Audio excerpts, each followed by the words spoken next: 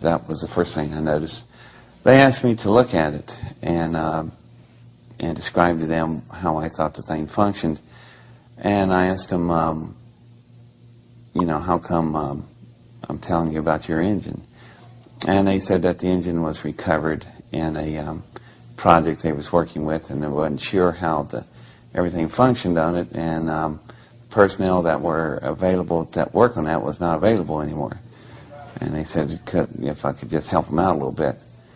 Well, being 17 years old at the time, they thought I didn't pick up on too many adult innuendos, but I guess I was born old. I knew exactly what they were doing. So I said, fine, yeah, I'll be glad to help my country, So we play along, and I asked them, can I walk up to it? They said, sure. As a matter of fact, you can climb on it if you want. So I got up to the engine, and then something really unusual about the engine, other than the design, the alloys itself, just the sheen and color, looked like iridescent color, like when you hold a CD disc to the sun and you see the rainbow.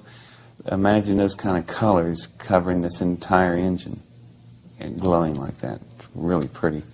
The color of the engine was unlike any metal or alloy I was ever familiar with. And when I walked to the engine, there was a shadow on the engine. Now, I just told you that the rooms were built where you couldn't have shadows. When I stuck my arm out to it, there was a shadow on the engine, but right on the table there was no shadow. So it's not a light casting the shadow on the engine. The engine is picking up radiation off my body. So I back away from it, the shadow dissipates. When I walk back up, it's back on. And so when I put my hands on the engine to pull myself up on it, that's where it's interesting, because the alloys in some places were so thin, it was translucent. You could see through it like a sheet of amber.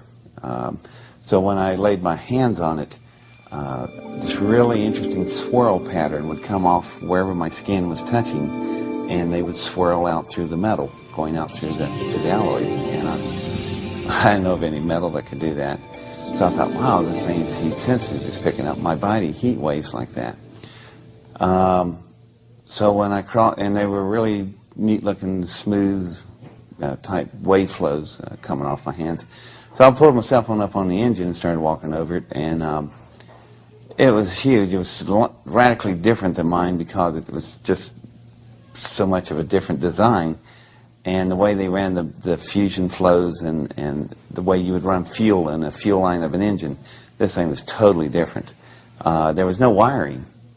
Now, my engine was covered with miles of wiring, so I could get all the firing orders right toward the cyclotrons, the particle accelerators. Did you immediately know that it was alien at that time? I suspected when I put my hands on it, it felt so different. It felt like a frog belly. If you ever, I don't know if people play with frog bellies, but I did. It looked wet, but it wasn't wet. It's just so slick looking, but it wasn't slick. And it was just amazing, but also had such a texture, and as soon as you touched it, it was cold in the air-conditioned well in the facility, but the minute you touched the metal, it became your temperature instantly. I don't know of any alloys that can do that. So I started going, oh, this may not be from around here. So I'm walking down the engine, and I go up to where the main core cells are and the particle accelerators. There's a hole blown out there, and I step down into it just to get a better look. Now, at this point of view, I'm down in the hole in the engine, and the walls are real smooth. They're so smooth, the blast, these temperatures like that engine of mine, they run at 100 million degrees centigrade. You work with plasma physics. So when the field dropped down, this engine's metals were exposed to that kind of temperature, vaporized. But as soon as it vaporized at that particular point, fail-safe, it shut the engine off. All this probably occurred in a nanosecond, a billionth of a second. So the blast only irradiated out to about 4 feet in diameter and stopped. What was interesting is the way the engine's metal was whenever there's torn places. You could rub your hands over the torn areas that are jagged, but they wouldn't cut you because they're so smooth. It's more like flesh being torn. rather than metal. Well, when I come up, stood back up on top of the engine,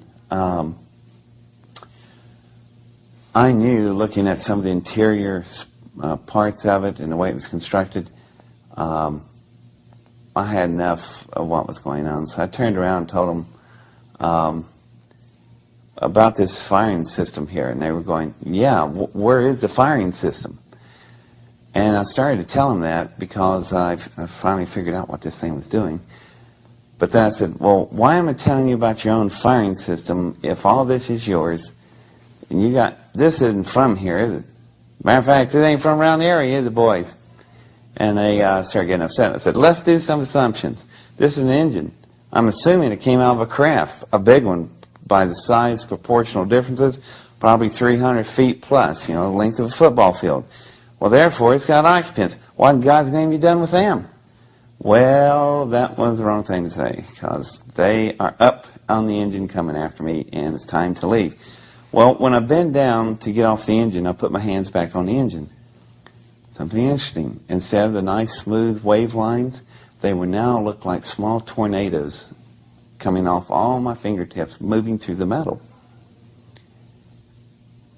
And I pulled my hands back, put them back on. There they were, but they were starting to calm down a little bit. And then I realized what this thing was. They grabbed hold of me, the Air Force guys did. We got back in the golf cart and we were riding back up to the surface. And I was sitting there thinking, I just realized what this engine is. It's a symbiotic engine. The engine is alive. It is an engine that's capable. The reason we couldn't figure out the firing order is that the tubing that was cascading all over its body looked like the same pattern you would have from a brainstem of a neurosynaptic ordering firing order. So what's happening is when the pilots sit down in their seats, their thought waves drive the engine. When I first touched the engine, I was curious and awed by it. The wavelengths were smooth off my fingers. When I was getting off down from it, I was totally angry. The engine was not picking up radiation heat waves. It was picking up mental fault energy. That engine is capable of a symbiotic relationship with the pilots. Did you tell them that? I didn't tell them squat. That's why they couldn't figure out the firing order. They said there was no wiring or circuitry. No, the pilots' brains are the wiring and the circuitry. The engine needs them in order to do all of its functions. In return, the pilots know exactly what the engine feels and how the spacecraft feels. The entire craft is probably symbiotic. Now, before you sit there and blow this off like it's just a bunch of science fiction, let me bring you up to date here to current events. I just left Princeton University. There's a Dr. John up there, Robert John, and he runs the Pear Research Institute. They have a contract from McDonnell Douglas, you ever heard of them? Small aerospace company, to build mental shielding for firing systems on the new F-22 fighters. So people go, what's that got to do with anything? Pilot comes home at night, catches his wife in bed with another man. He's having a bad day. He's now got to go fight a fighter that is so sensitive. When he straps on his helmet, just like the Apache helicopter, you turn your head this way, the gun mounts follow your head. This firing system now links to your brain. Foxfire, Clint Eastwood. Where do you think the Hollywood's getting their ideas? McDonnell Douglas is under construction building a symbiotic relationship firing control system.